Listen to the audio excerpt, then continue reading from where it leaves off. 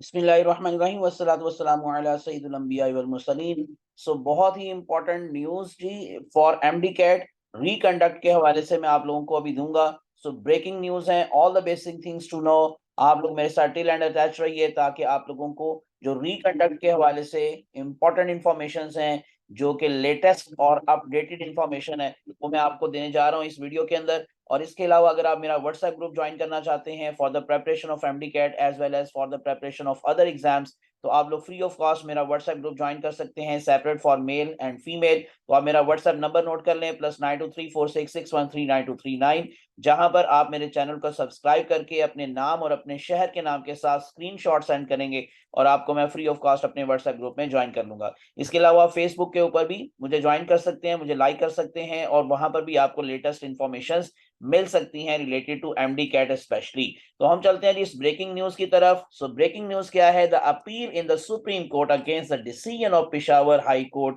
MD cat reconduct has been rejected today.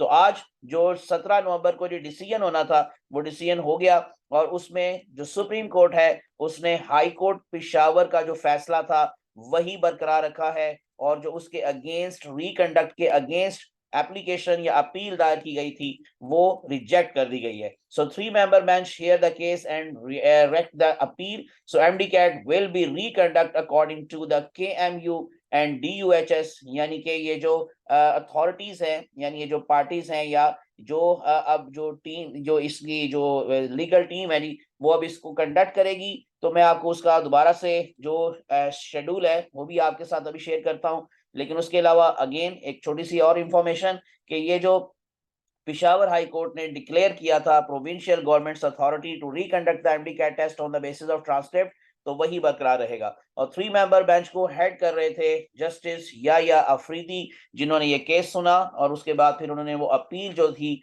वो reject कर दी। अब आप लोगों को दोबारा से मैं डेट्स बता दूं आप लोगों की दोबारा से इंफॉर्मेशन के लिए कि जो भी रिकंडक्ट प्रेपरेशन कर रहे हैं वो अपने आप को मेंटली प्रिपेयर रखें फॉर 20 नवंबर 2003 ये सिंध के लिए है और 26 नवंबर 2003 ये केपीके के लिए है। तो सिर्फ अब आप लोगों के पास मैक्सिमम 1 से 2 दिन है सिंध के स्टूडेंट्स के लिए और उसके बाद फिर तकरीबन 1 वीक है केपीके के स्टूडेंट्स के लिए। तो इसलिए आप लोग अपने आप को भरपूर तरीके से तैयार करें और इसका भरपूर फायदा उठाएं जो आपको रिकंडक्ट की फॉर्म में दिया जा रहा है। आखिर पर छोटी सी बात कि मैं आप लोगों को जरा वो उनकी जो वेबसाइट है पीएमडीसी वो अब हमें क्या कह रही है वो भी जरा दिखा देता हूं। तो ये देखें, अभी तक उन्होंने अपनी वेबसाइट के ऊपर स्टिल कोई भी रजिस्ट्रेशन वगैरह शो नहीं की। तो इसका मतलब वो जो आप लोगों की पुरानी स्लिप थी वही यूज हो सकती है, तो आप सिंपली उसी से ये जो है वो टेस्ट दे सकते हैं। तो क्योंकि अभी तक उनकी वेबसाइट के ऊपर कोई लेटेस्ट इंफॉर्मेशन स्टिल नहीं आ रही,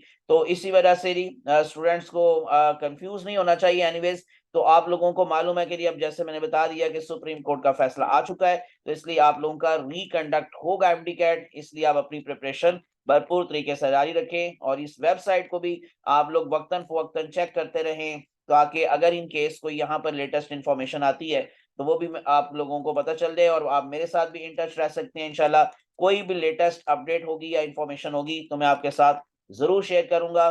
फी अमानिल्लाह, अल्लाह आप सबका हामी नासिर हो। मुझे अपनी दुआ में याद रखिएगा। अल्लाह हाफिज।